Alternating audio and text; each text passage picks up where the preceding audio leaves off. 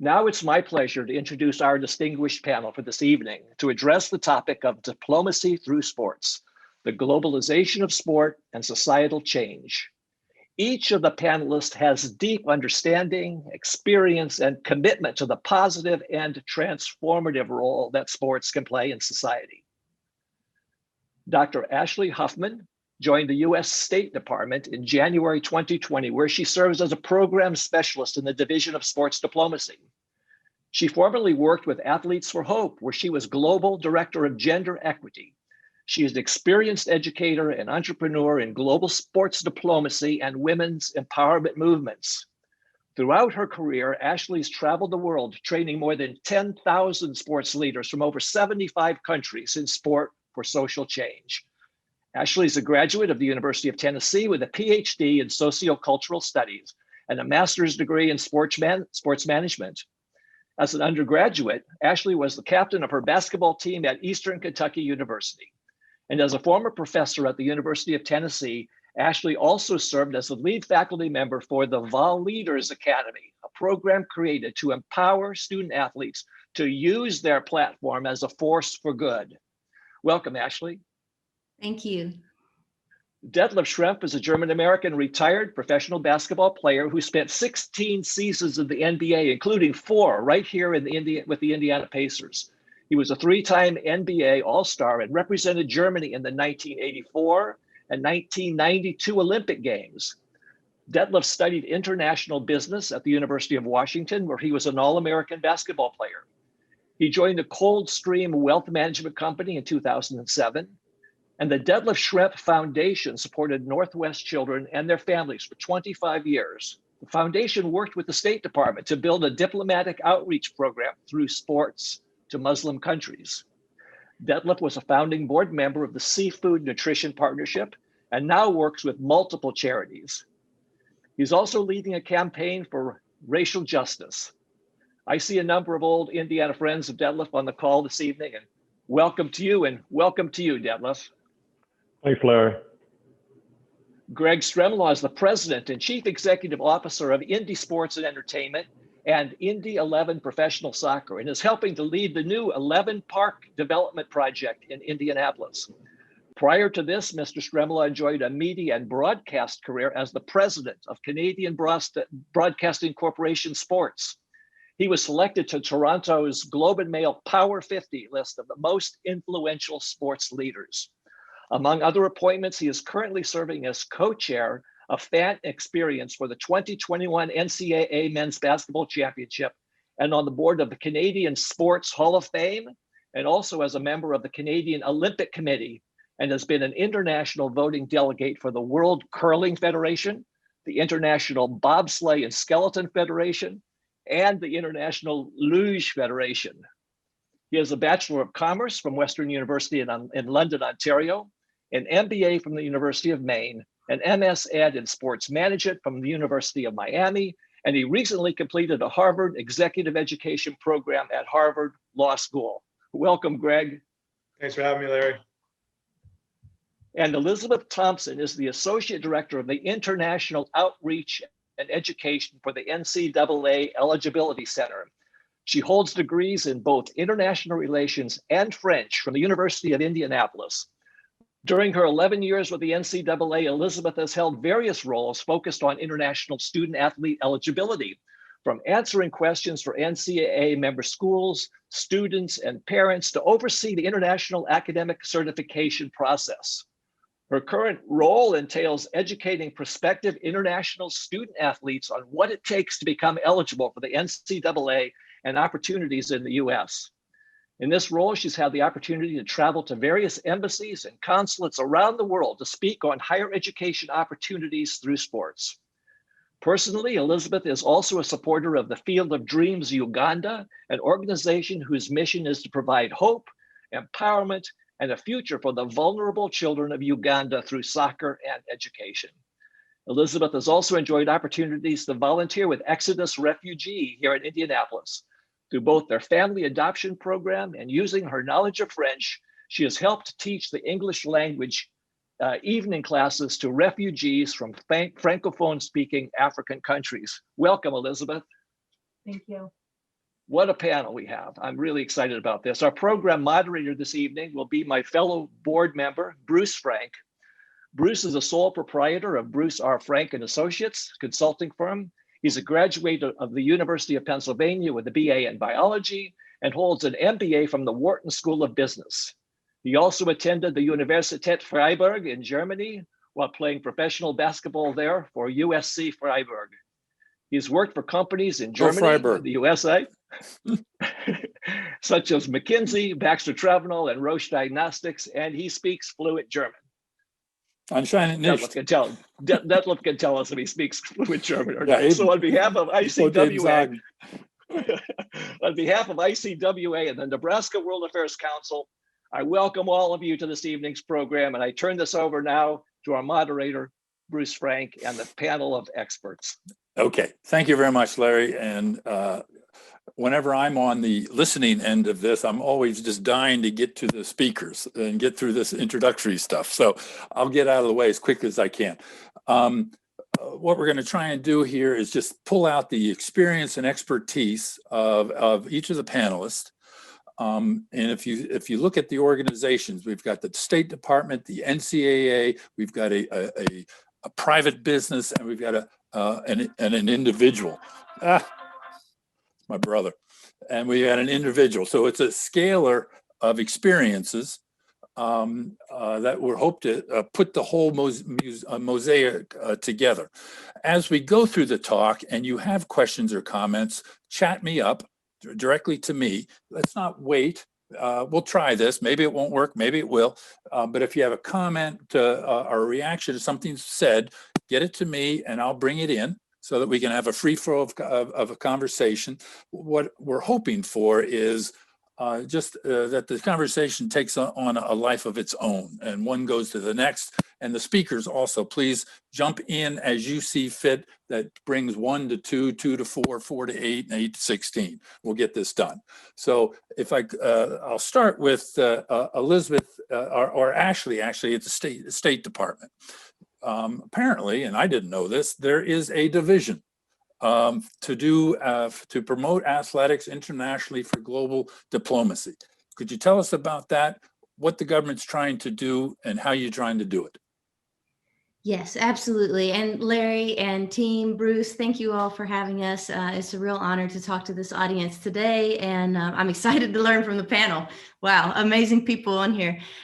So yes, I'll tell you a little bit about sports diplomacy. We are a division within the Bureau of Educational and Cultural Affairs, which means we focus a lot on international exchange. This idea of peace through understanding, people to people, that's what we do. We use the universal language of sport to connect people in a way that, and reach people in a way that maybe ambassadors or governments cannot. So I like to say we're the best kept secret at state because most people don't know about us. We're a mighty team of 7 people working on pretty large scale issues, you know, sport and politics, when you think about that and all of the intersections around mega events or policy creation, but also grassroots programming and who has access to sport and who doesn't, and why not, why or why not, and how do we improve that? And so we use the power of sport really for 4 things. We use the power of sport to teach important life skills, right? All of you who have played sports know that you learn incredible values and life lessons like teamwork, resilience, discipline, humility, innovation, all values that are important to being a good citizen, a good human being. So that's one thing, that we use the power of sport. We use the game to teach important life skills. We use the power of sport to address key foreign policy priorities, whether that be gender equality, disability rights, environmentalism, racial and ethnic inclusion, or interfaith dialogue. We're using sport as a means to achieve some of our foundational principles of equality, freedom, justice. We use sport really to showcase the best of America. I mean, athletes are really, they've reached a pinnacle in their career where people look up to them, they admire them, they're on their social media feeds, they're on their computer screens, on their TV screens. And, you know, it's really about what you can achieve through hard work, right? So we use it to showcase the best of America, and we use sport to promote peace through a shared humanity. What do we have in common? Well, we have a game that we love. And, you know, sport is the best school for life. It's where the stakes are high, emotions are real, and outcomes and consequences exist. And so it's really your best practice round for life. And so we use it as that teacher. And we work on everything from grassroots to governance. Can you give an example of a program that we might recognize that is an example of what you do and what form it takes? Actually, we could turn it over to Detlef because he traveled for us as a sports envoy in 2013 to Nigeria. So he can maybe share a little bit more about Detlef, the actual program. What happened? Well, are we skipping right to that? Because we're getting right to it. All right. Well, first of all, let me take a step back and first of all, thank Larry for the kind words. My former neighbor in Indiana, Larry. It's good to see you. Just I'm honored to be part of this panel, and I hope I can provide some value, obviously more from the experience side. But yes, Ashley talked about the best kept secret of the State Department. And I found that out many years ago when I was doing basketball camps in Europe with Adidas. Was kind of part of my deal when I was playing. And because I really enjoyed I had the passion for the game. I enjoy teaching. I enjoy teaching the game the proper way. And then while we were having our foundation in Seattle, a friend of mine who volunteered for us, he went to work in DC, and he ended up telling us that the State Department gives out grants for certain, travel schedules, events, clinics, camps, or whatever. So we looked into it and applied for a government grant to basically do an outreach program to a Muslim country through sports. So over the years, I think in a 6-year span, we ended up going to the Philippines, Malaysia, Morocco, and Jordan. And we did basketball camps, clinics, we attended events, we had huge dinners at the embassies, and we worked with the embassies and the State Department to put these trips together. And we typically took a handful of US coaches with us, young US coaches who had just a great experience going to these countries. And every year we brought 6 to 8 students back from those countries to spend a week in Seattle, stay with a host family, and attend the high school during that week. It was quite the experience for all people involved, even the host families who were hosting kids from Morocco or Malaysia. It's just a great experience, and again, that best kept secret from the State Department helped us out. Okay. All right, let's move on then to the NCAA, and I don't mean it derogatorily, but a semi-government organization versus, for instance, the Indy 11. What's your goal on the programs that you run to bring students over here? Because in our conversation, Elizabeth, you do not take U.S. students internationally. You bring international students over here, which is a big difference. But what's your goal, and how do you go about achieving it? Thanks, Bruce, and thank you, Larry, and everyone for having me. I think it's very much an organic process that we support. So as coaches continue to want to recruit at the most elite levels, we see more and more international student athletes coming over to the States every year. Top sports like tennis and soccer and ice hockey have a very large number of international student athletes. We work very largely with the State Department and their Education USA program, as well as their sports diplomacy program. Some of those grants, like Detlef mentioned, have allowed us opportunities to travel overseas and speak at embassies and consulates, ultimately to educate students on what educational opportunities are here that they may not have back at home that their sport can provide them. So making sure that they're aware of what they need to achieve at that academic level. What does this term amateurism mean? Not all countries are as familiar with our amateur model, so making sure that we educate students at a young age so that they don't rule out that opportunity to come to the States, but ultimately so that the experience for our student athletes is as diverse as possible to create inclusion. We want our student athletes to go on professionally, not only in their sport, but in their careers. And so much of what Ashley had mentioned about how a team model creates you, some of those characteristics, just being inclusive and being open-minded to other cultures is a huge part of what we hope to bring to our campuses and to our teams. Okay, because I'm coming back to the title, world diplomacy through sports and globalization and social change. So far, we come back to the State Department and then working with Detlef and his programs and the Ncaa with their program. And we've heard bringing kids over here. Are we getting diplomacy, or what is your goal then of towards the diplomacy and better understanding and peace through understanding?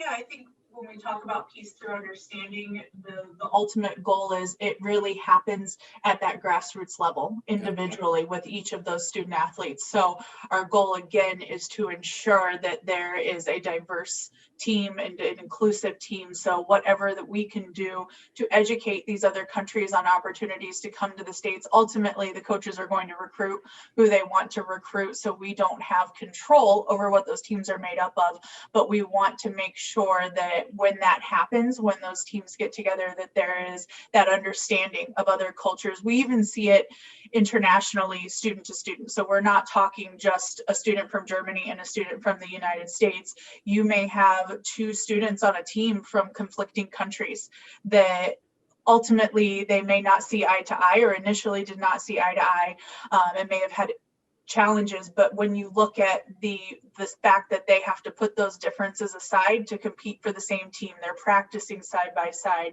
eating meals together, study tables, it really gives them an opportunity over 2, 3, 4 possible years to open their minds and then they take that knowledge and that understanding back home to their immediate circles, to their colleagues, to their friends and their families.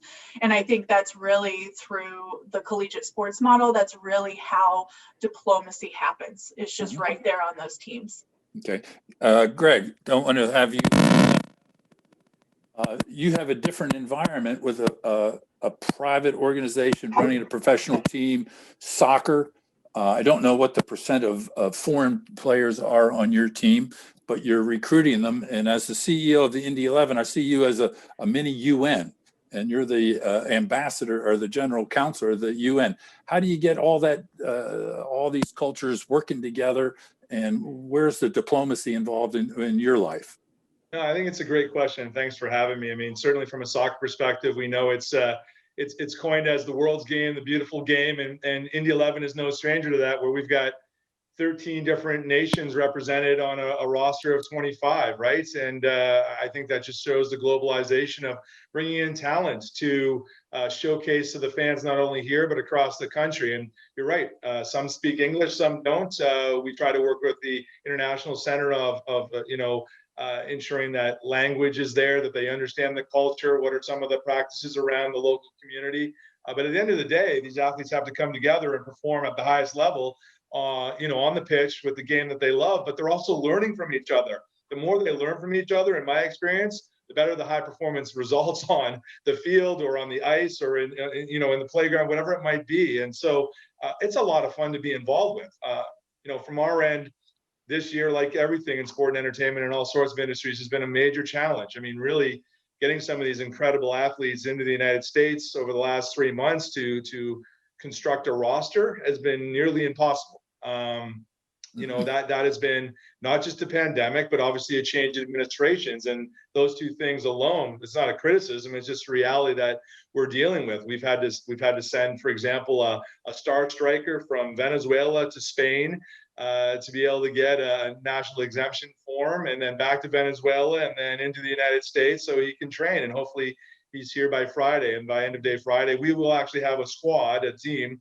to be able to furbish on the field to start to grow together. And they're all in the bubble right now as well, and that's a challenge. Although with that comes a lot of opportunities, just as we've seen with our own families, right? They've really had to grow together, learn. They're spending so much time, and those are really their work families, so to speak. That we hope that they put it all together on the pitch, as they say, as we get going for operations in May. Okay, I just got a chat. Jillian would like to make a comment. Adebole, can you unmute Jillian? And if you have questions or comments, chat them to me, Bruce Frank, so that I can either have you ask them yourself or ask the questions for you.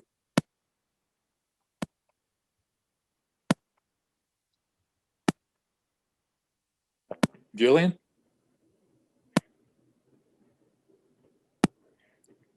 I can't hear you. Hi, Bruce. I don't have a comment. Enjoying the discussion. Okay, sorry, didn't mean to put you on the spot then. Michael Adams from Nebraska has a question. Thanks, Bruce. Very interesting comments. Elizabeth, I have a question for you. So I'm based in Nebraska, and we're very excited about University of Nebraska's football team going overseas for exhibition games. And we also have a sister city relationship with a city in Ireland. So for the last couple of years, we've been planning to have an exhibition game in Ireland. One year it was going to be with, the Fighting Irish from Notre Dame, which would have been amazing. But, because of COVID, I think we've postponed it twice. Any idea when those kinds of exhibition matches will start up again? Sure. Thanks for that question, Michael. This might have to be a joint answer from both myself and Ashley, because I think, ultimately we would all love to have a magic 8-ball that would just tell us, when we think things are going to open back up and when it's going to be safe for our international student athletes and our student athletes and our teams and our coaching staff to be able to travel again. We're even under travel restrictions still right now. So I think it's really going to depend on not only here in the States, but abroad when travel is safe again, when we see, a more large stream vaccine rollout and know more about it. But I don't know that I exactly have an answer right now. I wish I did, but it's really going to kind of determine where things progress in society globally, not just here in the States, of when that travel will be safe again. But Ashley, do you have any comments to add to that? Yeah, same. I mean, we've been on a programming pause since last March. Everything converted to virtual, and of course, the magic is in the dynamic when you're able to connect humans in the same space. So it's hard, especially when you're trying to teach a sport like basketball, to do it over Zoom. But, we hope, fingers crossed, that by the end of this year, that's our goal, is that we're working on various projects with in-person programming components by the end of this year. It's a country by country situation. When we're relegated to the phasing, so phase 1, phase 2, phase 3. So when it's safe to travel again, when borders open, when there's enough of a vaccine, in the various countries where we'll be, and when we sort out the issues around liability and medical cost coverage and all of those things. If you're going to send people somewhere, that's our job as the State Department, is to keep people safe, right? We're going to send you somewhere where you can thrive and remain secure. And so we have to take in all of those considerations. Ashley, how do other countries do sports diplomacy? Is it different than the United States? We were really a leader in that space. We've been doing this for a long time, and it was largely a result of 9/11. And so, that's the impetus behind it. Although I feel like we've been doing this kind of sport for character development, sport for peace building, sport for international aid for a long time. It's just kind of the nature of our country and its citizens. But we've been doing it since 2002 as a result of 9/11 to reach largely boys in certain regions of the world. And so it could sort of, has gained momentum and has branched into so many different areas, and professional development in sport to, mentorship, to envoy programs, sending Americans outbound, to bringing, large groups of Americans or large groups of foreign-born inbound. And so we see now other countries doing that, but it looks like working groups. It looks like projects through the Ministry of Sport. It looks like it's very different because we don't have a Ministry of Sport. And so we function in some ways like that. but we're focused a lot on the people-to-people exchange. So we touch on it, but it's not our primary role. Other places, sports diplomacy is run out of the ministry, and that's a very different feel, right? Because these are high-performance athletes, and it's, I think, a different motivation. Mm-hmm. And Detlef, you came over as a high school kid to play basketball? Or were you at the University of Washington? And when you came over to play basketball, I assume your goal was to be as good a basketball player as possible, but I also assume that you took on a diplomatic role for your home country. At least I'm mirroring right now my own experience. So what did you experience as a diplomat, a personal diplomat? Well, I think, first of all, that's high expectations for a 16-year-old, right? I mean, I think when we talk about allowing kids or bringing kids over from another country to go to school, I went to high school first as an exchange student, and back then there were no programs. You know, I wrote a letter to the high school coach because someone said that was a good program through like 3 channels, and I had paperwork back later. I filed my student visa, and then I went to the state of Washington. You know, I think the expectations are a little high to be a representative of your country, because at that point, you know, you worry about learning English, you worry about fitting in, you're in a new environment, and then it took me quite a while to realize that I might be the first European or the first German that most of the people in that town have ever met. And so they might think that whoever I was or whatever I did is what everyone else was doing in Germany. So, you know, eventually I learned that, well, there comes a little pressure with that, because yes, you're representing your country, but, you know, as a 16-year-old, it's a little different than once I got into college, and, you know, and we are on national TV and people are talking about my background. You know, then you kind of go, well, that's a reflection of where you come from. So you have to represent yourself a little better that way. You know, I was fortunate enough to do camps in, you know, in Asia, in China, in Africa, in Europe. And back then, this was probably 15 years ago, 15 years ago, we took U.S. all-star, you know, all-American high school players with us, 5, 6 players every year to perform in those camps. And then we brought 5, 6 players from those camps to the United States to perform and compete in an all-star tournament against the U.S. players. And I had to have those conversations with those kids. You know, they're 16, 17 years old, saying, hey, you're representing the United States, you're representing U.S. basketball. You know, and you're like in Europe, there were the stars, right? Because, oh my God, here are these kids, they're dunking and they're doing amazing things. But they're still 16 years old. You know, I remember when I was 16, I was dumb. You know, I was insecure. And if you tell me, hey, you're representing the United States of America and act accordingly, be a leader, you know, maybe you're never a leader in your life. So it's really hard to have those expectations for a high school kid and even a college kid. Now, when you come over after that and you professional sports, I think there's a time for you to mature and learn that. Mm-hmm. Okay, let's switch gears a little bit and come back to the Indy 11 and talk about a potential female soccer team. Do you have well, first off, for those that don't know, we are in the midst of trying to build out 11 Park. It's you know, a wonderful legacy facility that we're really looking forward to getting established. We're on the precipice of a potential location announcement for that, and while a lot of people think about a soccer-specific stadium, it will be multi-purpose for all sorts of other sports as well, but specifically designed for men's and women's soccer. And you know, I'll have lots of things like boutique hotel and lots of commercial office space and all the things that come with that. But part of the plan is to bring in a women's professional team to Indianapolis, right? This wonderful sports community. We have gone on record saying we're going to do that, and we want to use 11 Park as the entry point for it, rather than playing in 2 different venues and not having the synergies and economies of scale. So the development will be built out for both women's and men's professional soccer, and look forward to seeing that team here and thriving.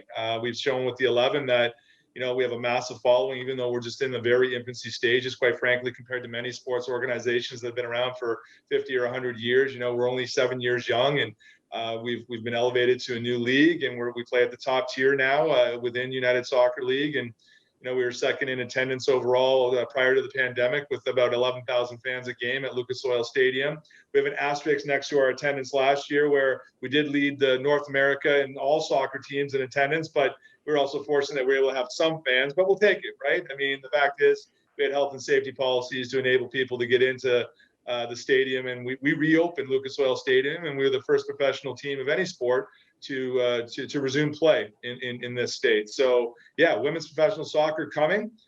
Dates, exact dates, and team name to be determined, but we're all in for that. Elizabeth, NCAA. Does that figure into your plans of bringing kids over to the United States? And if you just talk about how that's changed the whole athletic world for females. Yeah, so, and Ashley, feel free to chime in at any point on this, because I know, hearing your background, you're probably much more of an expert than me in this area. But I think, you know, just with the implementation of Title IX going back as, you know, early as 1972, I think, when that was implemented, the largest scale and impact that we see from that in the media is largely around sports and equal opportunity for women in sports. And I just see every year it growing astronomically as far as the number of women internationally that are recruited to come to the states.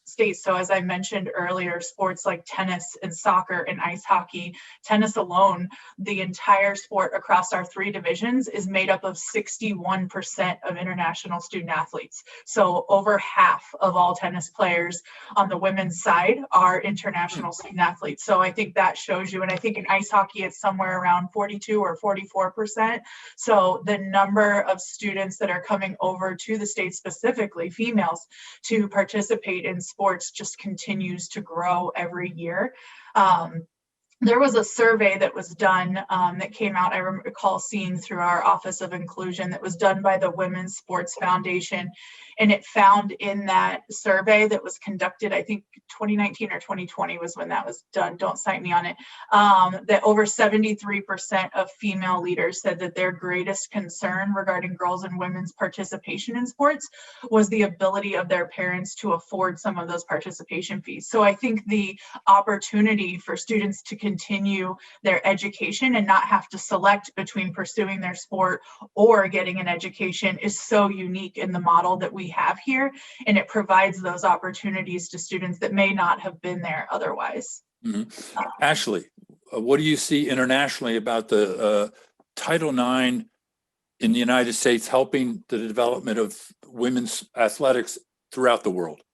Yeah, absolutely. You can feel its footprint in every country that we've traveled to, because you can see the groundswell of women and girls who are participating or want to participate. And they look at the model that we have, which is very unique to any other sport club model in the world. And they see it as a real opportunity, you know, to also pursue education. And so, you know, I'm a product of Title IX. I was a college basketball player. I am who I am because of sport, as a woman, as a leader. And so I'm very thankful for that experience. And, you know, now we're in a position in the United States where we give out $2 billion or more in scholarships to female athletes. And so I think that number is just really impressive. And it's not yes, it is about sport, but it's also the educational piece, right? So then more women are doctors, are lawyers, are government employees, you know, who are change agents in society, who are catalyzing these efforts in different spheres. And that's how you see culture shift, is the investment in one then becomes the transformation of many. And so, you know, 61% of women's tennis is international, amazing. And then they're going back to their country and able to have that ripple effect, not just in sport, but in the lives of those who are in their sphere. And so I think it's amazing to see how Title IX has impacted our country and how it's a part of every exchange program we run and how it's leaving its footprint in many others. Mm-hmm.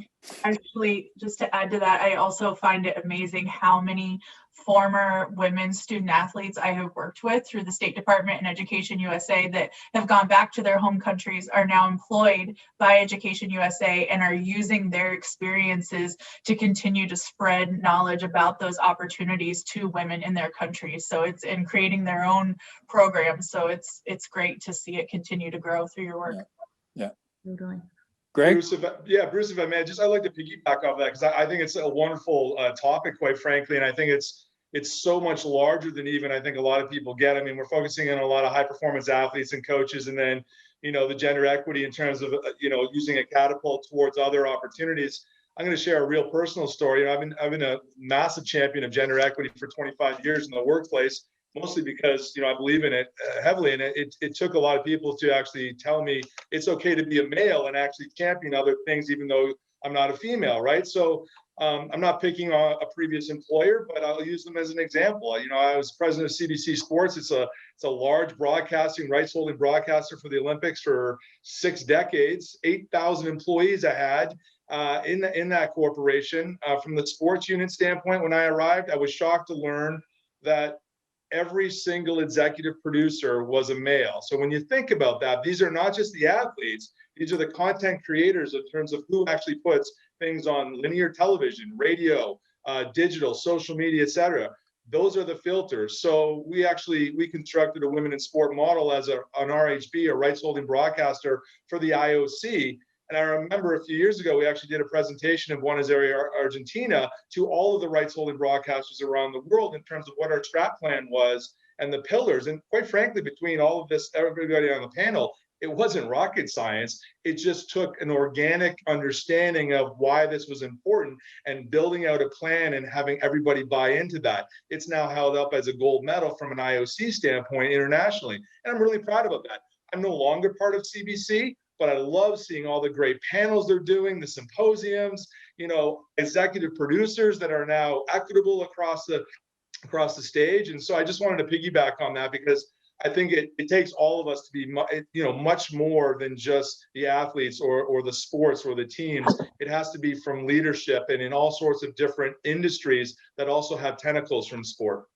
Yeah, and I would say just one last thing. When you look at what's happening now as a product of Title IX, you see women as owners, right? You see Naomi Osaka, you see Serena Williams, you see Angel City FC, predominantly owned by the 99ers Women's World Cup team. You see Chelsea Clinton and Jenna Bush Hager, now co-owners of the Washington Spirit women's soccer team here in DC. And so you see the rise in women now as owners, as media personnel, you know, starting their own business, Alex Morgan and her new media company. So I think there's a real shift because there was the opportunity that began in the 70s. And now you see women in positions of decision-making. Yeah. Detlef, I don't mean to put you on the spot, but I think you had just a historical lucky break to be part of the 92 Olympics with the U.S. Dream Team and the basketball. Because just looking back in history, that phenomena showed the world how to go global with a sport. And I think soccer saw it, and tennis saw it, and basketball saw it. And I just felt the world contract and get closer to it. And I think you were there, weren't you? What was it like? Well, you have to bring that up because I think we lost by 30 to the Dream Team. It could have been worse. It could have been much worse. Yeah, those boys were good. But you know, I think it's just the evolution of like, you know, NCAA, college sports, pro sports, because you know, when I came over in high school, there was hardly anybody from other countries going to high school in the States. I think I had one kid from Chile that played on our soccer team, and the soccer team wasn't very good, so he was the star. In college, I had 2 other kids that played with me that were, you know, one from Germany I brought over, another one from Iceland. And now when you look at the NBA, a third of the NBA is international. Yeah. You know, and I've seen this transition. I was the first European player, you know, that had any success, stayed on board for a while. And now, you know, you can see the imprint that international basketball has had on the NBA. Rule changes, a different style of play, and it's a global sport. And I think that's why, you know, sports is so important for us and for our relationships globally, because people connect through that. They connect by playing a sport, by competing against each other, by cheering for or against each other. You know, and there's nothing really political about it. And when you can connect with people and find something in common, there's a way that you can at least open up some form of communication. Mm-hmm. Great. Don't talk about the Dream Team. I'm done with them. Well, they're not. Well, it was more than athletics. It was an event. That whole thing was an event, and it started. If I look at soccer team, women's soccer team, it's better because of Title IX, and certainly the tennis. But Greg, if we had better soccer players that we could send over to Germany to play, would we have a kinder, gentler world?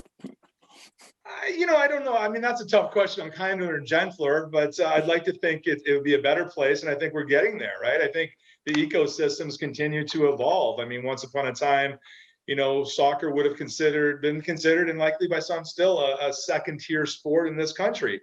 I think that's a bit of a misnomer anymore. All we have to do is look at what MLS investment has done, new stadiums popping up across the country, investments, companies involved, international players coming here from some of the best teams in the world, not just in Europe, but South America, et cetera. And we're now seeing the largest transfer fees in the history of the sport going the other way, which means we are developing wonderful athletes and professionals to go and onto different pastures. So I'd like to think that the more that occurs, I don't know if kinder and gentler, but I think more awareness, more education, more breaking down barriers, more commonality, all the things that I know Ashley was talking about earlier. When I was hearing some of those things, I drew on a personal example when I was in Canada at Canada Olympic Park. And I don't know how many of your viewers or anybody on the panel that's been there, but I'm a huge fan of what that facility does. It was a host of the 1988 Winter Olympic Games. I was too young to work at the time there, but I inherited a legacy facility that had, an Olympic world-class speed skating oval, a bobsleigh luge track, a high-performance Hague glacier for high-altitude training, and athletes from all walks of life and all sorts of different countries, spring and winter, came there to really be better.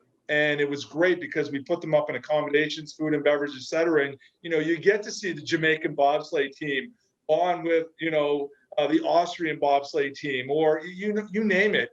And those were a lot of fun times to see the commonalities that were broken, and kind of the misperceptions that even existed out there, that maybe there was something that was political, that somehow sport was actually helping to merge some of those peoples together, and that carried over into world championships and outside of competition into lifetime friendships. And so while that's just a small ecosystem example there, I think we can do a lot of other things like what I saw at COP Canada Olympic Park. And I talk about it to today. It's just a wonderful concept.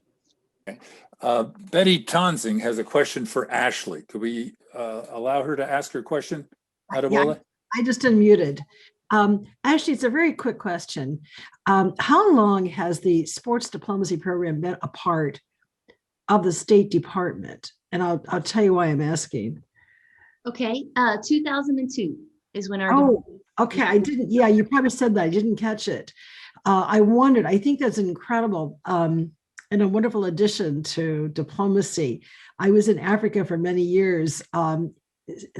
In the 1980s to 93, and there was a young man there with the Peace Corps, and I think he went over as a tennis instructor, and then he was asked to stay by the king because the king wanted him to. He was sent there to teach village kids how to play tennis, sports, and then the king asked him to stay because he wanted him to teach his sons. And then he was at a loss because he wanted to stay in Lesotho, but there was no place for him.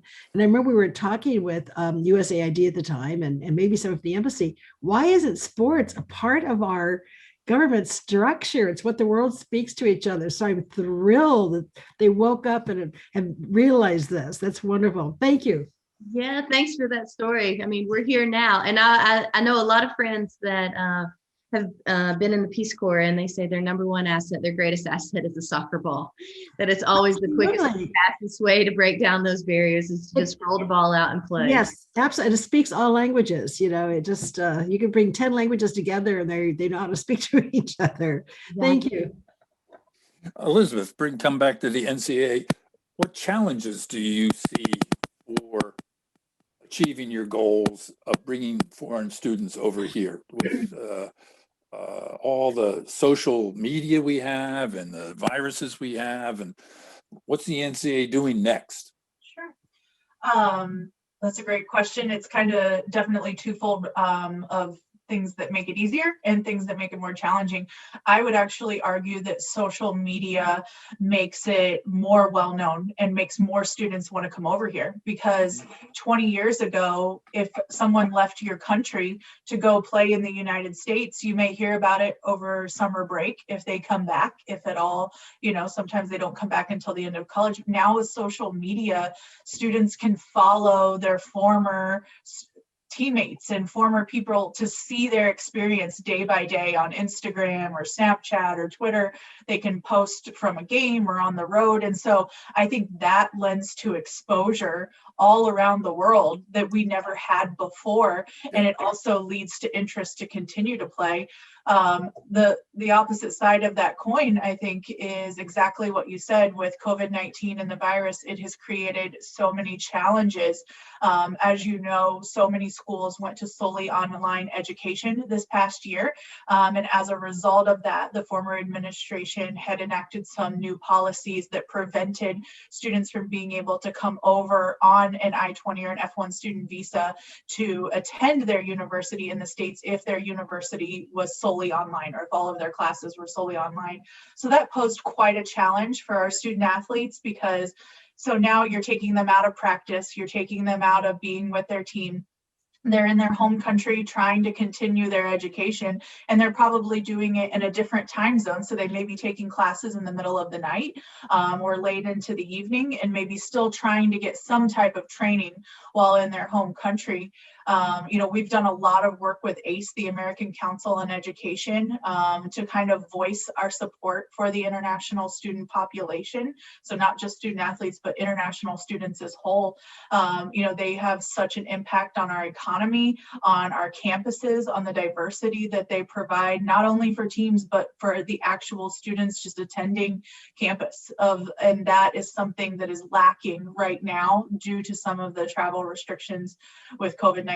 So I think just as much as we want to see preseason games and our players getting to play in cool locations overseas, we want those students back on campus. That's really, really important to us. That in-person education and interactions is something that you can't get in the virtual space.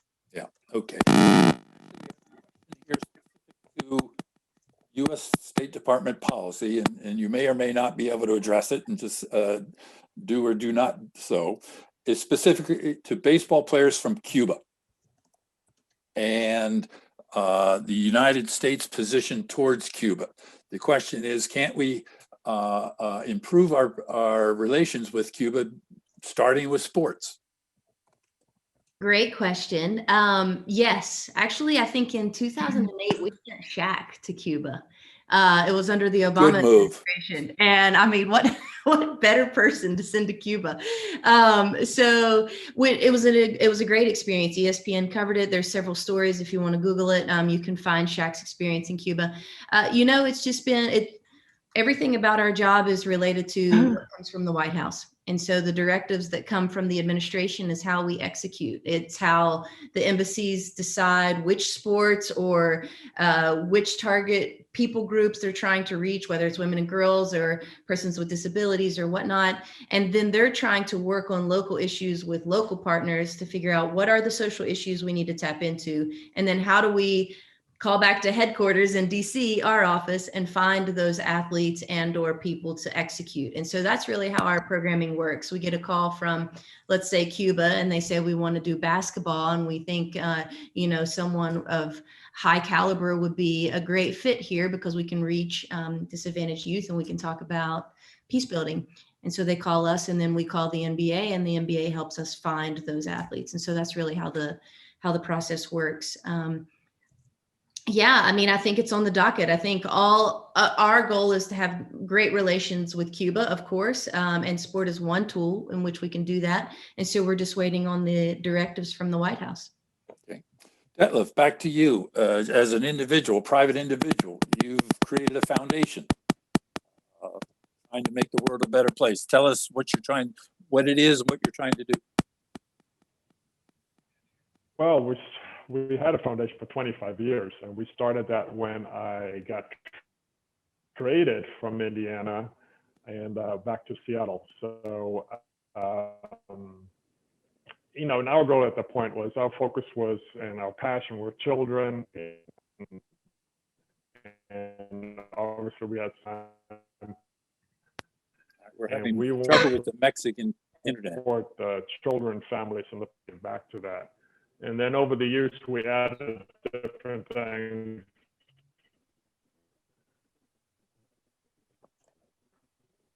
For internet, Yeah, we're having trouble with your internet, I have Dennis. to go elsewhere for a minute until it. Am I Yeah. back? Yeah, you're back. Try it again. Sorry about that. Yes. Yeah. So, you know, as I said earlier, over the years, we added different things. We did the trips to Muslim countries that were via grants by the State Department. And you know, it ran its course. 25 years, a long time. We raised over $20 million, support a lot of charities. And my focus right now is basically what I think we all should be focusing on, and is that's doing the right thing. You know, spending time on equality, equity, justice for all, inclusion, diversity, you know, all those things that we talk about everyone should have, but is not reality. So I started a campaign with a local group, mostly pro athletes and entertainers, and we started a Race to Hate campaign. And that's what I'm focusing my off hours on. Because, I mean, honestly, if you have a chance to look at it, we have a logo that says Erase the Hate. It's a heart that's half black, half white. And our babysitters made that logo after the LA riots in the 90s. And you know, and that's scary because we're still talking about the same thing 25 plus years later.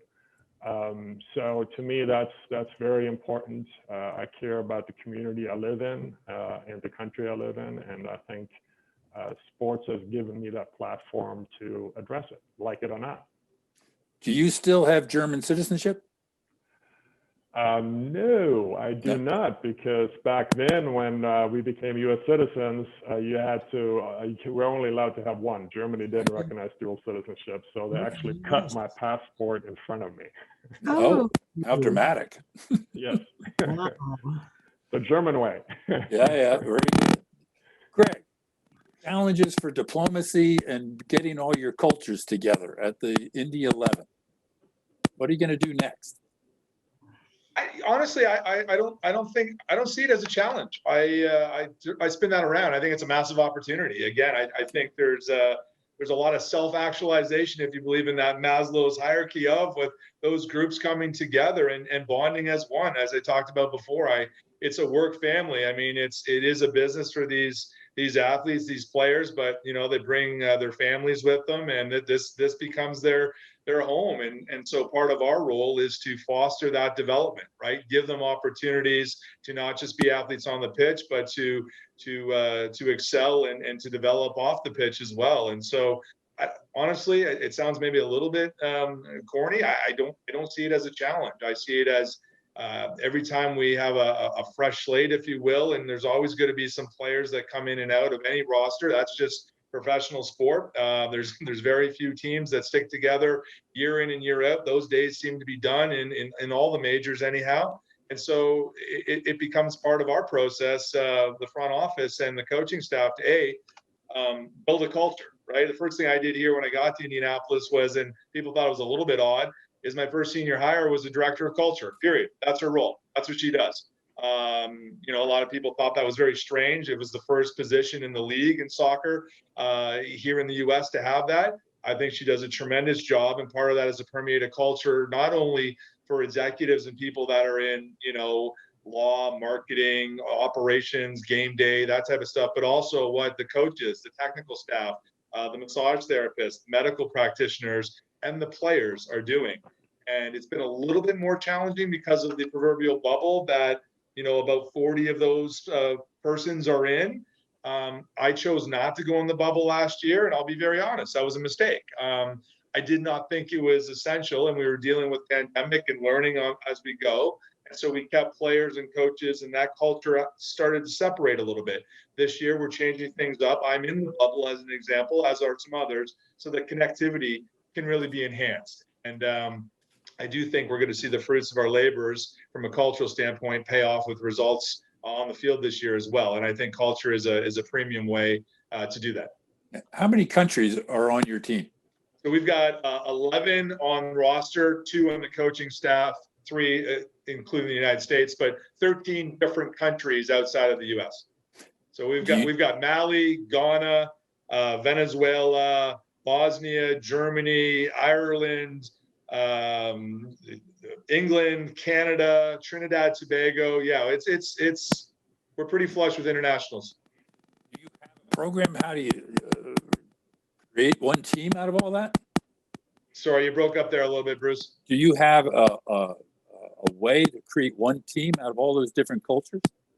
Yeah, I mean, again, I think somebody had said, when you do end up throwing a soccer ball on the field, there's a lot of gravitation towards that. So a lot of communication, right? And there's a lot of different ways to communicate. It doesn't always have to be the same way. So trying to find the best ways to communicate with each one of those players and coaches, shared interests, we're all in it together.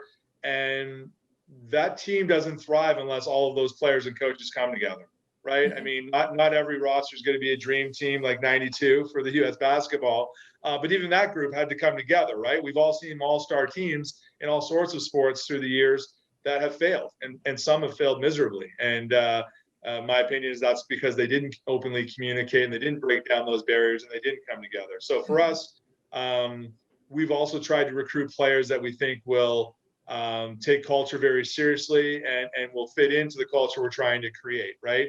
And that removes the proverbial I out of the equation, and it's about us. It's the collective. And then we grow that further into what do our large supporters do, and our fans, and our corporate partners. And it is a total ecosystem of partnerships, but it all starts at that core, very athlete centric and very athlete driven. If you were, I'll say at the not at the start of the internationalization of basketball, but certainly not where we are now, what was it like being the foreigner on the team of an NBA team? Well, back in those days, I was the outsider, of course. I was literally the only one, on my team. I had actually a teammate from Germany also for a year, but in the league there weren't many. But just to add to what Greg said, we always talk about, we want everyone to come and be part of this culture. And I think when you bring in all these international players, they actually make the culture, right? Because you can say this is our culture and you got to buy into it. But when you have players from different continents and different countries with different backgrounds, different ways of doing things, maybe studying or practicing or how they approach life, it teaches everyone. And I think it's made the experience better for everyone. It's made the American players better. For me, it was totally new. I'm playing and I'm learning every day from American players, from people that grew up in, different areas of the country, with different backgrounds, and it was, every day was a learning experience. And hopefully I brought something to the table, even if it was just the German work ethic and stubbornness. I don't know, whatever that was, but I hope I brought something to the table. And nowadays, you got teams where half the players in the NBA are internationals. Yeah. And they seem to have a family feel that you want as a team. And that's hard to do when people are getting paid millions of dollars. Yeah, I would love to deal with that problem eventually, perhaps tomorrow. Ashley, the U.S. government has a goal. I mean, you're not in here. We want to project our image. We want to project our power. How do you work with other countries in order to achieve your goals for the United States government? Yeah, I think that's a really good question. Our office, we're largely a funding source. We work with creative people like Detlef to then execute and implement. So we're working with a lot of American citizens as partners to sort of take this idea of either hosting a basketball team from Tanzania here in the United States, or maybe going abroad. So I think it's a model that people maybe don't understand, is that we provide funds and individual grants to people in the United States to sort of execute these projects. We also, as a State Department, are about 60% locally employed staff when you talk about our embassies. And so we're looking at people who have grown up in Germany and now they're working for the US Embassy. Who better to inform us on local issues than people who have lived there, who have grown up there, who understand the cultural context. And so that's also unique, I think, about our government, is that we invest 60% of our US State Department salaries on people who are locals.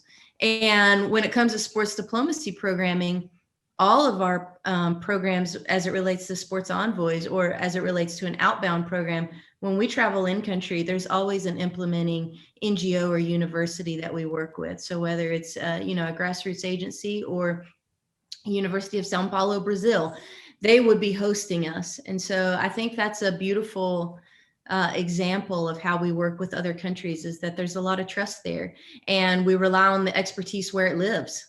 And so we don't go in and prescribe, but we listen to and respond. Elizabeth, we have a question about postgraduate diplomacy. Does the Ncaa have a program where you'll attract a foreign student over here? He or she will go through the 4 years. Then what happens? Do they have to go home? Is there another way to continue their education? Or because in the old days, it was quite unfair.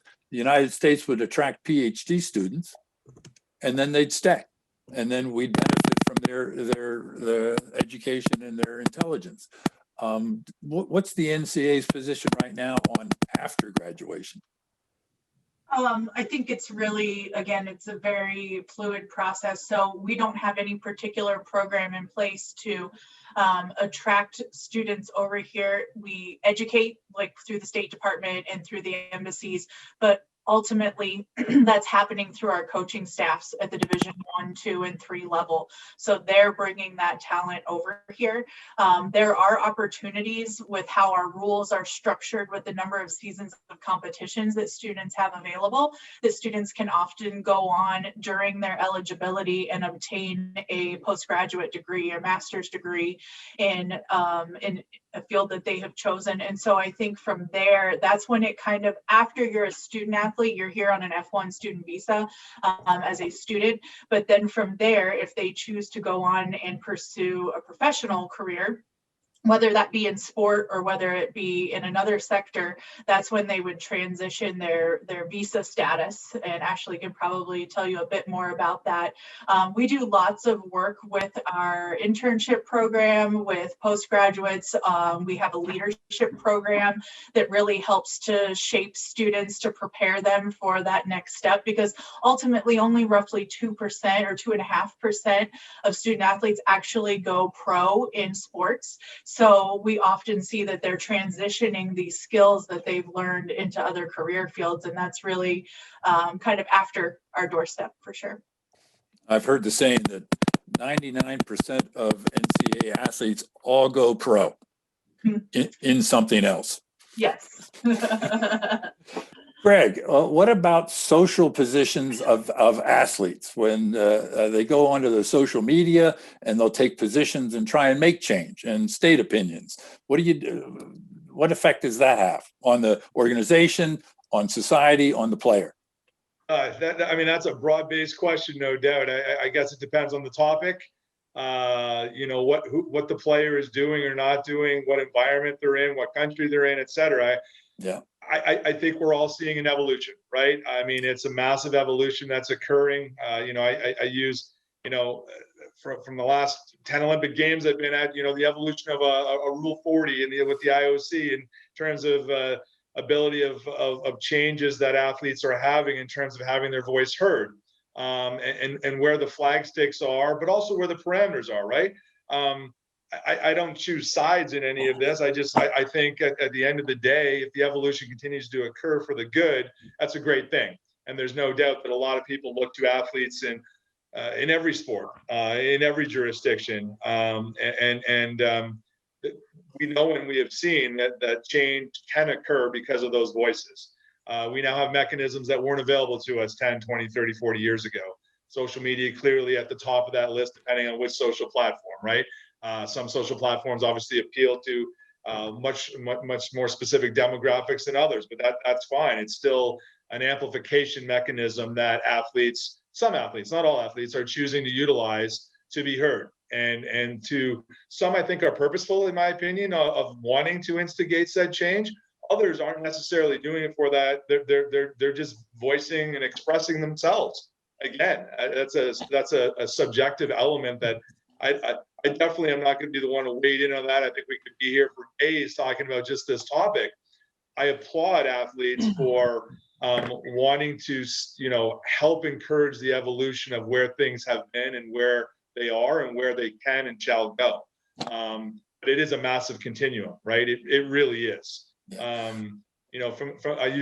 keep coming back to the Olympic Games only because, you've got 206, 212 different countries. That continuum alone, the cultures, the religions, the different types of rights that are or are not had. Each athlete, each one of those systems is incredibly different. But what we're all seeing is the evolution, and that's what I think is very encouraging to see. A lot more change and positive change coming because of that. It's augmenting the change that's happening in other realms. Mm-hmm. And Bruce, I would just add, as a professor at the University of Tennessee, prior to my role at the State Department, that was largely what I was working towards, was this empowerment of student athletes to be able to use their voice for good. So what's missing to me is the question is not, should we silence people or should we, encourage that, or what are the parameters? The question is, how do we help athletes discover who they really are, their passion and their purpose, and then execute those things or talk about those issues in a way that doesn't disenfranchise or polarize people. So it's a gap, I think, in skill training about how do you know who you are? And do you know what you care about? And if so, then do you know how to communicate that message in a positive way that gains momentum? And so I think it's a miss, or it's an opportunity for us to equip. Mm-hmm. May I add to that? Because I agree with what you all said before. It's tough because everyone has an opinion and everyone has a platform, some more so than others. And not everyone is saying it correctly or the proper way to be positive. But it's hard to hold athletes to a higher standard than we hold our politicians, because you can't even compare what has happened in the last, year or so. So to me, yes, education is a huge, huge issue. But when you have the stars present themselves the way they are in such a positive manner, like Serena Williams or LeBron James, my hat is off to them. They use their platform for positive change. And yeah, you have a lot of guys making stupid comments, and that's just the average of society. That, on average, we're not the smartest people in the world. So I give them the benefit of the doubt, and I think education again is the key. And for most of us, some of us didn't go to college, some of us didn't finish college, come from a poor home, and or playing basketball or playing football, and now we have a platform to talk about it, and might not have the right advice to actually articulate it the proper way, but at least it's being talked about, and people are pushing for change, and people realize what's right and what's wrong. Elizabeth, it must be hard to come over here and study and do athletics. What's the graduation rate of students coming over here? Do you know? Yeah. So as a whole, that's one of the things that I love about what we do and the message that we share. As a whole, student athletes graduate at a 90% graduation success rate. And that's higher than just your average student not participating in athletics. And that is because we have put so many things into place to ensure the success of our student athletes. So you have progress towards degree requirements, making sure students are on track to achieving the requirements for their diploma. You know, there's so much assistance that's offered through athletic departments, whether that be tutors, athletic aides. There's so much out there to support the student athlete to ensure that they are able to go on and graduate. So I think that 10% is more likely students that leave for other opportunities outside of that. So I mean, the fact that we've hit that 90% threshold in the last year, I'll be interested to see in the coming years what COVID's impact will have overall for all students. But we're just extremely proud of that graduation success rate for sure. Okay. If anybody has any questions, please send them through the chat to me, and I will ask them. We've gone over the time. I have a question for Elizabeth, the NCAA. Do you have any control over individual states and their governing bodies of what rules they're, push down on their schools? Like, for example, the state of Washington, as a foreign exchange student, you used to be able to play sports. And after I came to Washington, we won the state championship. 2 years later, a friend of mine came, they won the state championship, and he ended up, playing with me at the University of Washington. The governing body passed a law that no foreign exchange students should be able to play senior or varsity sports in their first year. So they'd have to go 2 years to be able to play 1 year of sports, which killed our program in the state of Washington, because, if you have a year, and as you know, for a lot of students overseas, it works out that, after year 12 or 13, you can go because of depending which school you go in. It's killed our program. And I wonder, are there many states like that? Do you know? So one thing that's very interesting, I'm glad that you brought that up, is IHSAA, which is the high school association. So it's kind of like the NCAA's model for high schools, is actually attached to the NCAA's national office. So we work very closely with them and their membership as well.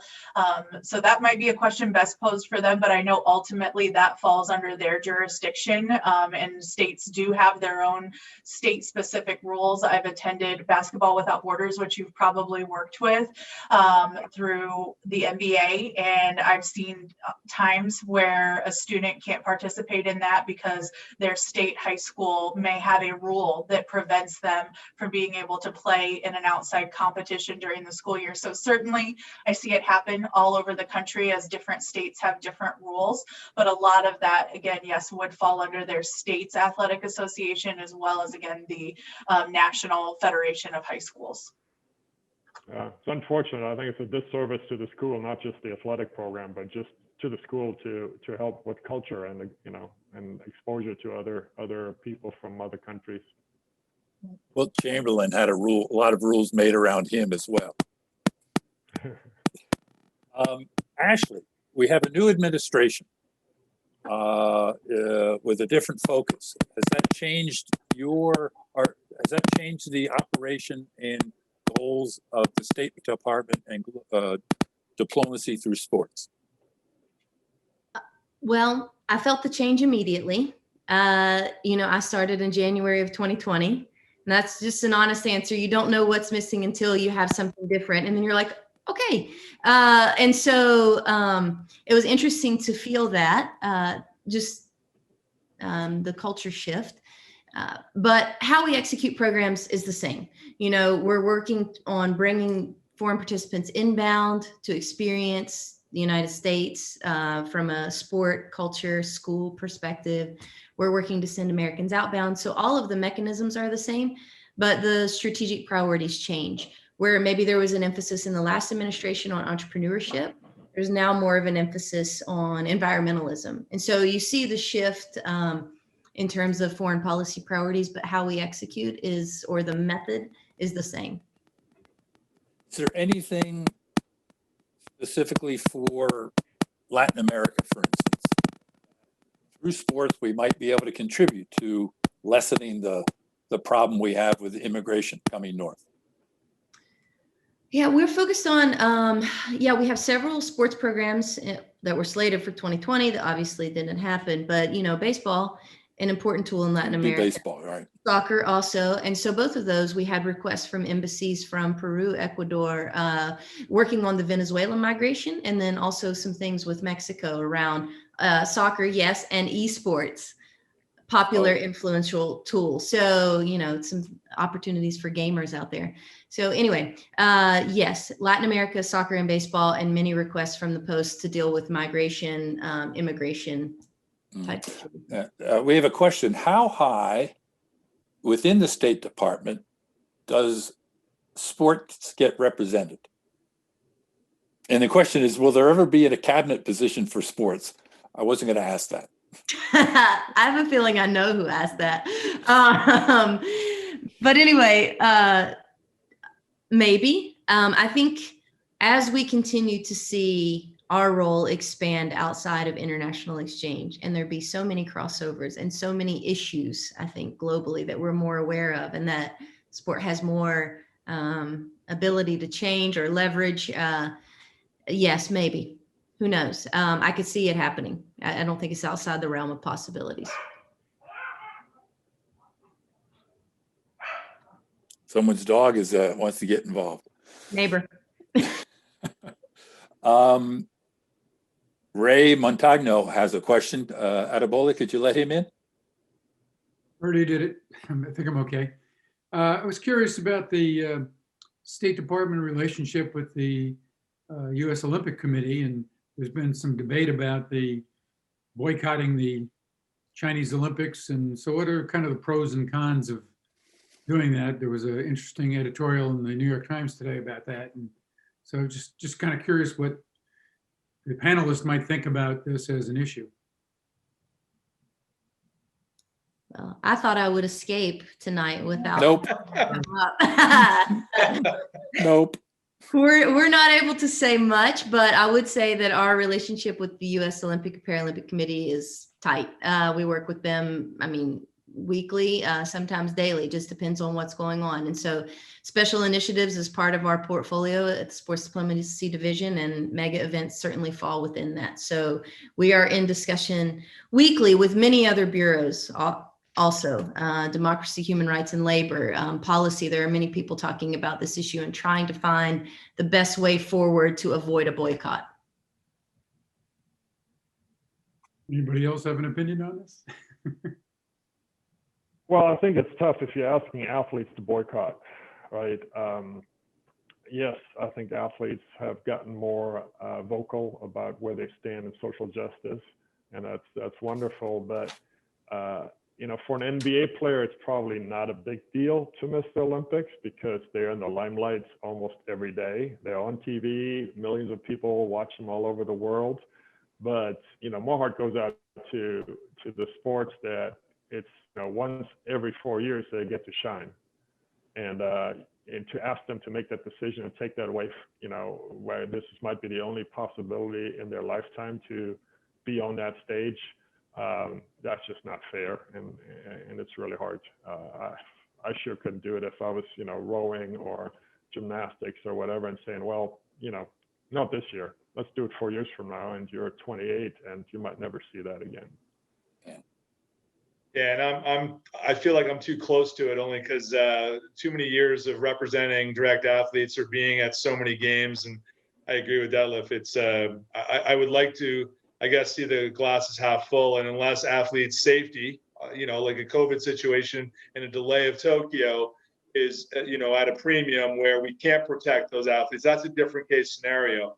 But making a political statement and only doing it in an ad hoc fashion where not everybody comes together to support that, I'd rather flip it on the other way and use it as an enabler, as a facilitator to break down barriers and to use sport to bring people together, not as sometimes, unfortunately, a token gesture of here's what we're trying to make as a statement. So I'm not a politician, but as I say, I'm probably too close to it, and certainly seeing the impacts that it had on both 1980 and 1984 in particular, winter and summer. I think that's very unfortunate. I know many of those athletes, to Detlef's point, that that was their only opportunity. And again, it's not a criticism. I just would like to think that there's another way to come at it. Yeah. So hopefully that lets Ashley off the hook a little bit, where we've kind of thrown out our own 2 cents, and people can spin it any way they want to. Appreciate it. We want to know, Ashley. There's a question here to women in Africa, and I'm looking to the State Department and Ncaa because sports, Title IX, and we've seen a tremendous development of women's athletic in Europe after the Title IX advancement in the United States. There seems like a huge opportunity in Africa. Is there any in Ncaa, are you focusing on Africa to get something done there? And then we'll come to the State Department. So we've had a couple of different projects that we work with. So recently we started working with an organization in Morocco that's actually an initiative that the King of Morocco is pushing to try to better advocate for opportunities for females in sports and the opportunity for females to come to the United States. As I'm sure we all know, one of the challenges that we face with highly talented students at that young age is a lot of individuals wanting to get their hands on those students for the purposes of profiting. And so one of the challenges that we see in the sport over there that the King brought to our attention of wanting to try to kind of create a platform to better it across the whole continent was just to remove some of the corruption and some of the challenges that they face within the sports in that region of the world. And so I think there's going to be a lot of opportunity there to continue to educate, to talk about our structure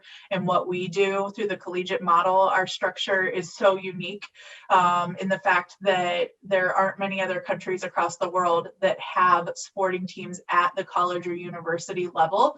And we often get interest. We hosted a delegation from South Africa, South Korea, Zimbabwe. We've had them hosted at our national office, and a lot of that is through different grants and opportunities that they've had through the State Department to come over and learn about our structure so that they can offer something similar back in their home countries. So that very much is a two-way street that we are continuing to not only work to help to bring students over here, but how can we educate you on something that we've been doing for over 100 years that's working fairly well, and how can we help you in creating that in your country? Yeah, that might be something our audience doesn't realize, that the combination of athletics and academics in a university in the United States does not exist outside in other countries.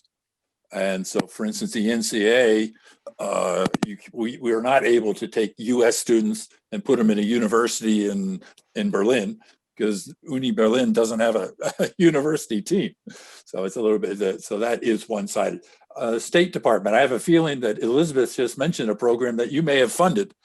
What about Africa? I was in Zimbabwe not too long ago teaching basketball. So yeah, my face lit up when you said that because of the people there that I met. But yeah, for us, at least on the outbound portion, when we're sending American athletes, we send approximately 60 athletes out per year in a normal year, in a non-COVID year, to roughly 30 countries. For 2020, because of the Basketball Africa League, we had an emphasis on 6 different exchanges within Africa around the sport of basketball. So Angola and Egypt and Rwanda and Senegal, and we had several things on the docket. And that's for men and women, even though the Basketball Africa League is largely focused on male talent. We were doing clinics and grassroots programming and policy change for men and women. And so, yes, we do a lot around the sport of basketball, around the sport of soccer, on the continent. And yeah, it's a big part of our programming. I would say a third of our, or maybe a little less than a third of our programs are focused on Africa. Betty Tonsing makes a good point here regarding Title IX and women's entitlement. Our own Birch Bayh from Indiana. The senator from Indiana was the sponsor of Title IX back in 1972. I'll just put a number out there. So it came out of Indiana. So we're proud of that. Larry, you have a question. Could give Larry the microphone. Yeah, I just wanted to ask a quick question about some of the other global sports that we haven't touched on. I mean, we have a couple of outstanding basketball players here on the panel, but Greg's been involved in sports in Canada that aren't household names in the States. And I know that Elizabeth at the NCAA brings athletes here from all different sports. And I'm wondering if, in a way, we're missing an opportunity to introduce new sports to the States that might bring a different group of people. For example, cricket is wildly popular in South Asia and in the Caribbean and other places, South Africa and so forth. If we had programs here for cricket, some of the folks that are coming might be different. We might learn more from them. We might get a more diverse student body. And I'm thinking of some of the Canadian sports that Greg's been involved with, particularly the winter sports. You know, do you see that those pose some unique opportunities for expanding our understanding of different cultures and so forth? And I'd like to hear from Greg and Elizabeth about some of these world sports that we haven't talked about, and whether they're as well developed and whether there are opportunities to bring some of those new sports, like handball in Europe was mentioned earlier.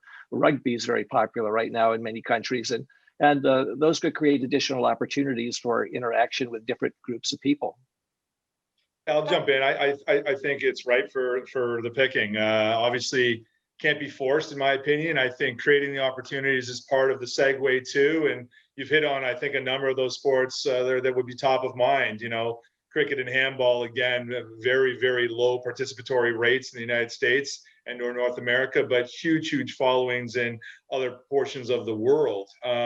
So I think that diversification can be a critical component. We've touched on it throughout this session in terms of really growing the shared interests. And so yes, I do. This is a bad example, but a sport I used to lead. I was CEO of Curling Canada, and I know that's not cricket, but you know, there was once upon a time where curling just, you know, was not synonymous with anything United States of America, right? In 1998, when curling came back in Nagano, Japan, from an Olympic standpoint, the U.S. was nowhere really around the phraseology curling as a sport.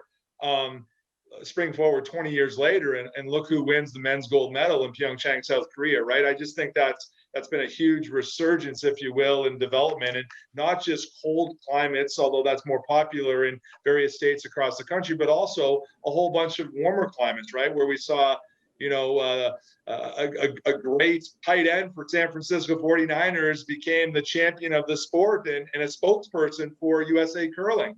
So I do think that there are other opportunities there that aren't the norm, and that's okay, right? That's breaking down the boundaries and thinking outside the box and seeing those developments happen. So I do think that there are some sports, not just the ones you've mentioned, but others where there are some growth situations that can happen in this wonderful country. Elizabeth, can the NCAA pick that up? Yeah. So I think Greg really hit the nail on the head there when it comes to participation in numbers, and that's what really drives our NCAA sponsored sports and our championships. So we actually created a program several years ago called Emerging Sports Programs, and since the inception of that program, we've had 5 women's sports that have actually gone on to reach NCAA championship status, and that includes rowing, ice hockey, water polo, bowling, and beach volleyball. Sports in which, you know, rowing, ice hockey, and water polo specifically are extremely popular in the international space. So cricket and handball are still offered at club team levels, which often have privately sponsored scholarships available. It just means that they don't fall under NCAA rules, and there's not an NCAA championship hosted. It's hosted through private clubs and organizations. So it still happens on our campuses. It's just not a sanctioned sport through us. A few other sports just to throw out there for you so that you're aware that are emerging NCAA women's sports right now include acrobatics and tumbling, equestrian at the Division I and Division II level, like I mentioned, rugby, triathlon, and women's wrestling. So I think as the popularity rises in some of those smaller sports, you start to see them first become an emerging sport. And then if the popularity continues, and again, we have to have enough participants at enough schools to create it within a conference to have a championship, then that possibility is there. May I ask you something else, Elizabeth? Because you're saying you need more participants, but doesn't it actually come down to the dollars?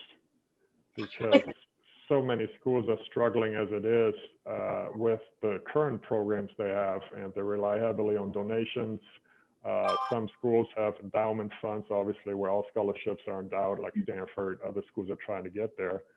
But when you don't have a huge football program that's paying the bill for a lot of these other programs that cost, from what I hear, and like up to $1.5 million to have, boys soccer, women's soccer or gymnastics, and they don't really bring in any revenue, right? So there's that issue. And now, especially with COVID this past year, where schools are barely getting by, is that a challenge to get new programs going in the near future? I think you bring up a great point there, Dylan. That is definitely a challenge. As I'm sure many of you saw after COVID hit in 2020, we saw a number of large programs, very large, very popular sports programs that were unfortunately cut, and some schools that had to close down as a whole. And that's one of the unfortunate and sad kind of repercussions of COVID-19's impact on our economy and on our sports world. Again, I think finances is a part of it. I think if there's enough popularity at a particular campus or university that has a very large athletic budget, they can probably support something like that. But it comes down to if enough schools can support it to create to be competition amongst schools to then host a championship. So if we only have a handful of schools supporting, handball, there's not enough competition there in order to host a championship and to sanction it. But there's always the opportunity of emerging sports. But I would foresee that some of the financial ramifications of COVID-19 will probably hinder the progress of some of those emerging sports or sports that want to become emerging sports. Hey guys, I think we're having to close down shortly, but could each of you try and summarize what we've talked about and what you'd like to see in order from learning from what we've done in the past, good and bad, and opportunities we have in the future? What would the State Department like to see differently that's different tomorrow, such that, back to the topic, sports as global diplomacy? Is the world, my son is playing basketball right now in Graz, Austria. When I played in Freiburg, I had to spend a whole day to go from my apartment to the post office, where they would connect me with my parents, and it would cost me 100 Deutschmarks to talk for 30 minutes. Now, he and I WhatsApp for 2 hours every Sunday for free. That is just stunning.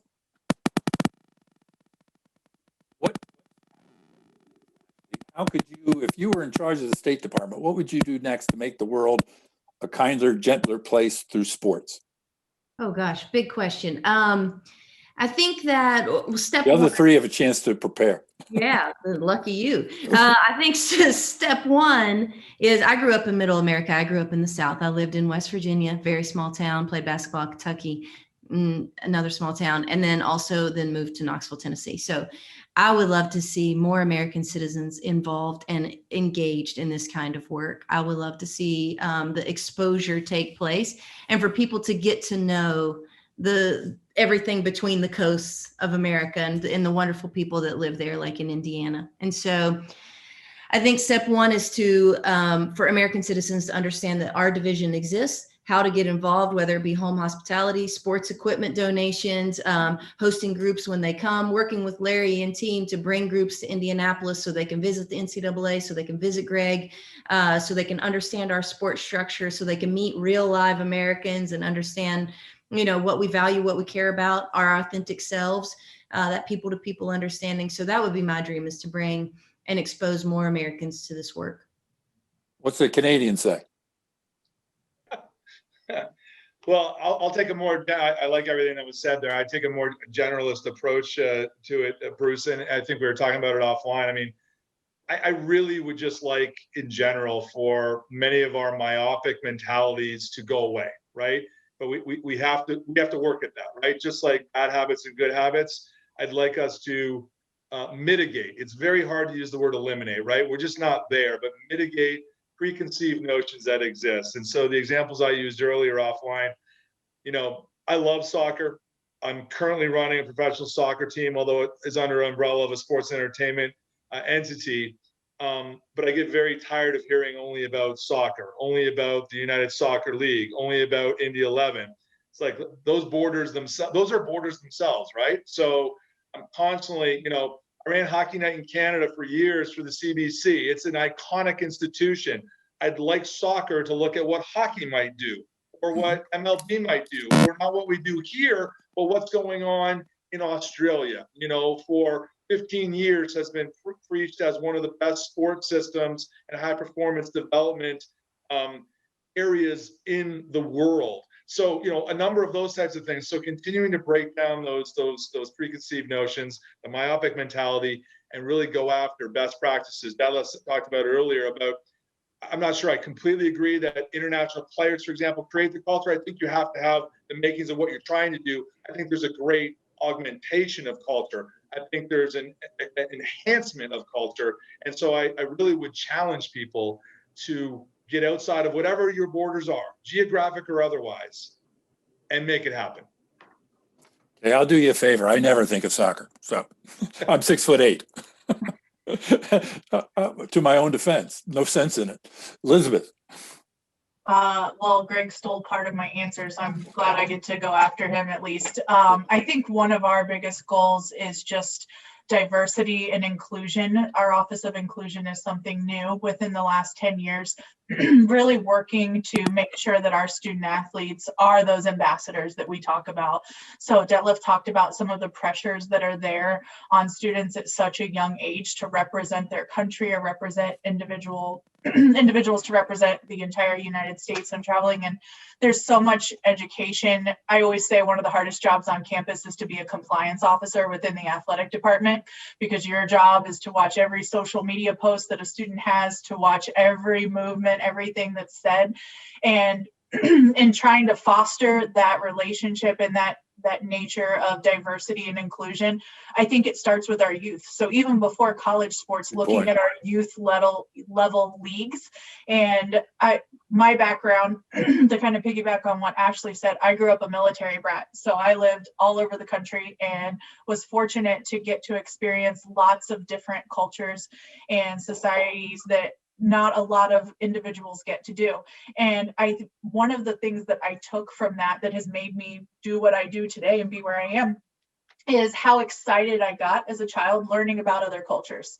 And I think that's where a lot of this starts. If you start educating children, whether it be through participation on a sporting team or youth teams that get to travel overseas and play on their spring break, I think that is where the excitement to be inclusive, to learn about other cultures starts.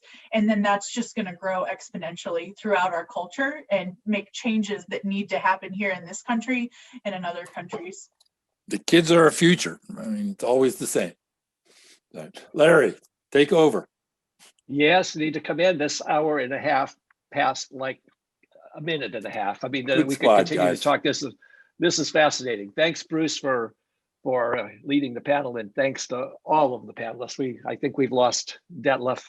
But I know he had a shaky connection. So, but I really want to thank you all for sharing your evening with us and your insights on diplomacy through sports and the power that sports personalities hold through their platform to further causes of social justice and to improve relationships among all people of this world that we all share, you know. So I hope we'll all feel comfortable attending live sporting events again soon with no restrictions. I can't wait to get back, and with, you know, it's frustrating to know that we've got this great tournament coming to town and we may not be able to see any of it live. But I wanted to also now remind the group that next Tuesday, March 23rd, we're returning to our winter weekly Great Decision series with the focus on the end of globalization featuring Ambassador Francis O'Donnell, coming to us live from Geneva. Detlef's back. Detlef, I was just thanking everyone. We've been wrapping You're things good. up. No, You're no good. problem. You're good. Yeah. Our distinguished speaker program for April is going to feature someone else from the State Department, Ambassador Carol Perez from the U.S. Department of State, talking about new directions in U.S. diplomacy, those that have recently been described by the new Secretary of State, Antony Blinken, and under this new administration. So you'll receive information about that in due course, and you can find more information on all of our programs on our Indiana Council on World Affairs website at indianaworld.org. So now, on behalf of the Indiana Council on World Affairs and the Nebraska World Affairs Council, we once more thank our panelists, our moderator, and we wish everybody, we hope to see you again soon. Hope you'll join our programs. Happy St. Patrick's Day. Enjoy March Madness. Detlef, we had everybody give one chance to say, what's the one message that you think wraps up what you want to leave people with in terms of the opportunities for sports diplomacy? And we didn't get a chance to hear from you. So can you tell us what you want people to take away from Detlef? Yeah. Based on everything you've heard, based on what you've thought yourself, what would you like to have happen that's not happening now? Well, I think we should all strive to become better versions of ourselves. And That's what Greg said. That's what everybody said. Sports diplomacy is definitely one way of getting there. And I think, when you go through that process and educate yourself and expose yourself to different cultures and learn, you just become a better person. So I encourage you, if you have someone in your neighborhood, in your community that's different than you, just say hello, ask where they're coming from, what do they do, and educate yourself a little bit. Yeah. That's fantastic. Perfect. We'll have this program, it's recorded. You'll be able to share it with your friends if you go to our website. Also, I've asked the panelists if there are any takeaways they would like us to share with you, any links to learn more about their programs. We'll post those on our website. And again, thanks to all of you. This has really been great. It's fantastic seeing all of you. I wish I could be with you live, but thanks again to everybody for giving us of your time tonight. And I wish everyone now happy St. Patrick's Day. Enjoy March Madness in whatever way you want to. And good night to everyone. Thanks again. Thanks, Bye-bye. panelists. Thanks, panelists, very much. Thank you. Thanks. Ciao, ciao.